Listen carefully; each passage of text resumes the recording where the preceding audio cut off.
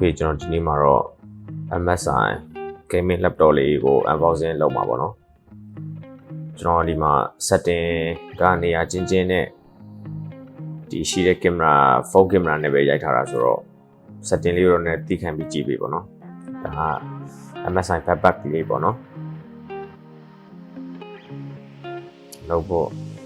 okay ကျွန်တော် notebook ကိုဖွင့်ကြည့်မယ်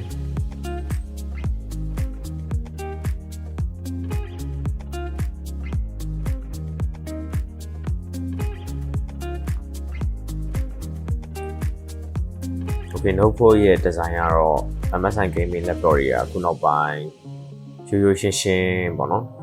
ဒါဆိုလို့ရှိရင်ကျွန်တော် G63 ဆိုတဲ့ model လေးပေါ့နော်ရိုးရှင်းရှင်းဖြစ်တယ် Okay, now ကျွန်တော်အခုနောက်ပိုင်းလာတဲ့ gaming laptop တွေကိုတခုသဘောကျတာပါလဲဆိုတော့အဲ့ဟိုအနောက်ဖုံးမှာကျွန်တော်တို့ဒီဖွင့်ကျင်တယ်ကျွန်တော်တို့ဒီ upgrade ပေါ့နော် RAM တွေ SSD upgrade လုပ်ချင်တယ်ဆိုလွယ်လွယ်ကူကူဖွင့်လို့ရအောင်ပေါ့နော် school လေးဖြုတ်လိုက်တာနဲ့ကျွန်တော်တို့လည်းကိုဖွင့်လို့ရအောင်လုပ်ပေးထားတာပေါ့နော်အဲ့ဒါလေးကျွန်တော်တော်တော်အဆင်ပြေဟိုးတော့ကကျွန်တော် laptop တွေဖြုတ်ရအရင်ခက်တယ်ပေါ့နော်ကျွန်တော်တိ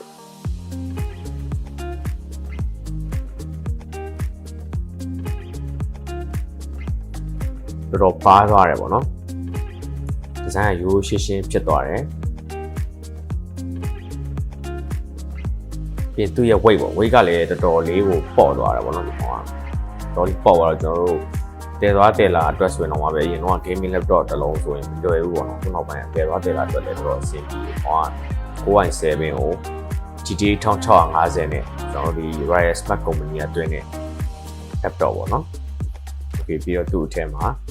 manual book ပါမယ်။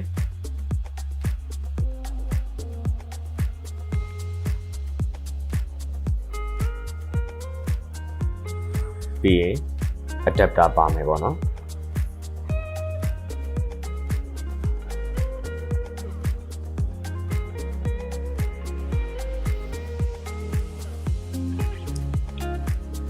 သူရဲ့ဒီ adapter ကကျွန်တော် input က100 to 240 volt 2.0 mAh ရမယ်ပေါ့နော်ပြီးတော့ output ကကျွန်တော်တို့20 volt ပေါ့နော်6 ampere ရမယ်ပေါ့နော်120 watt ပေါ့ပြီးရင် cable လေးပါမယ်ပေါ့နော်ပြီးရင်သူထဲမှာ MSI original mouse တစ်လုံးပါမယ်ပေါ့နော်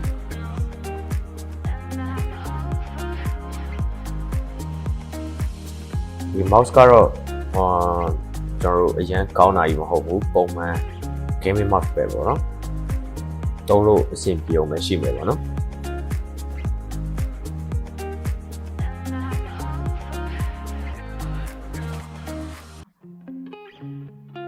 Okay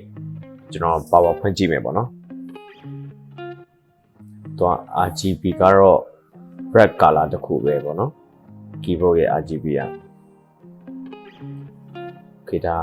ပုံမှန် laptop တွေကစဖွင့်လာတာဓမ္မကျဆိုရင်လည်းကြာတယ်ဒါဆိုရင်သူ language တွေ region တွေရွေးခိုင်းနေပေါ့နော်အဲ့ဒါလေး step by step ကျွန်တော်သွားပြီးသွားရင်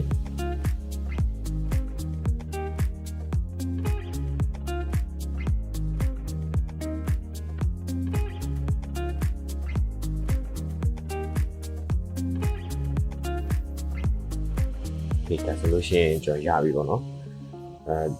window တက်လာမယ်သူရဲ့ဒီ specification ပေါ့နော် specification ကျွန်တော် description မှာလည်းထည့်ပေးထားမယ်ဒီကောင်က i7 11 Gen RAM က 8GB ပါမယ်သူက 32GB ထိစိုက်လို့ရမယ်ပေါ့နော် support လုပ်မယ်ပြီးရင် graphic ကကျွန်တော်တို့ GTA 1650နဲ့ဖြစ်သွားမယ်ပေါ့နော်ပြီးသွားရင်ကျွန်တော်တို့ SSD က 512GB ပါမယ်ပေါ့နော် NVMe 512GB ပါမယ် Okay ဒါကသူ့ရဲ့ specification ပေါ့နော် Okay ဒါတော့ကျွန်တော် unboxing လုပ်ပြီးတော့ဖွင့်ကြည့်အောင်မယ်ပေါ့နော်ကျွန်တော်စမ်းသုံးမယ်ဒီလောမှာစမ်းသုံးပြီးရင်ကျွန်တော်ရဲ့ experience လေးပြန်ပြီးတော့မျှဝေပေးမှာဖြစ်ပါတယ်ကျွန်တော်ကအဓိကဘာတွေသုံးမလဲဆိုတော့ဒီ laptop ကိုဟို creation ပိုင်းတွေပေါ့နော်ကျွန်တော်ဒီ Adobe Premiere Pro After Effects တို့ကျွန်တော်အဲ့ဒီဟာတွေအကြီးကသုံးမှာပေါ့နော်အဲ့ဒီဟာအကြီးကသုံးမှာကျွန်တော်ပထမတစ်ခေါက်တော့ RTX စမ်းကြည့်ဖို့ရပေါ့နော်RTX နဲ့မှာတော့တော်တော်အဆင်ပြေတယ်ဒီတစ်ခေါက် GTA 1650နဲ့ model ပေါ့နော်ဒီကောင်နဲ့ရောကျွန်တော်သုံးမဲ့ဟာတွေကဘယ်လိုအချင်းလေးရှိမလဲပေါ့နော်အချင်းပြေမယ်ပြေဘူးဆိုတာလေးကိုကျွန်တော်ပြန်ပြီးတော့